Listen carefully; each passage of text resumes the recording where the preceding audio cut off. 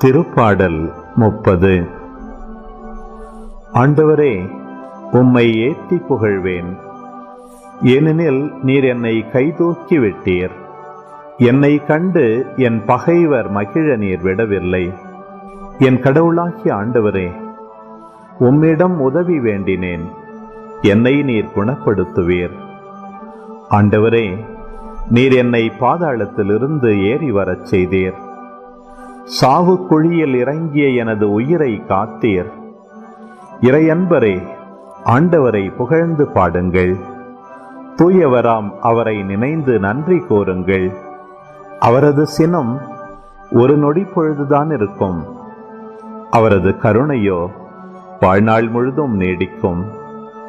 மாலையில் அழுகை, காலையிலோ ஆர்ப்பரிப்பு. நான் வளமுடன் வாழ்ந்தபோது என்னை ஒருபோதும் அசைக்க முடியாது என்றேன். ஆனால் ஆண்டவரே, உமது கருணையினால் மலையென உறுதியாக என்னை நிலைநிற்கச் செய்தீர். உம் முகத்தை மறைத்து கொண்டீர். நான் நிலைகலங்கி போனேன். ஆண்டவரே, உம்மை நோக்கி மன்றாடினேன்.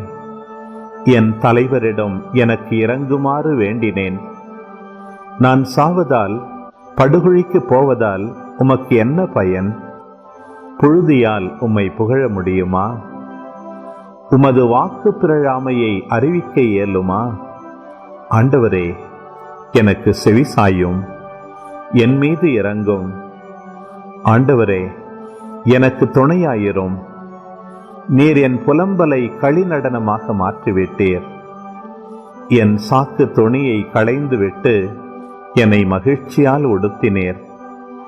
ஆகவே என் உள்ளம் உம்மை புகழ்ந்து பாடும், மௌனமாயிராது. என் கடவுளாகிய ஆண்டவரே, உமக்கு என்றென்றும் நன்றி செலுத்துவேன்.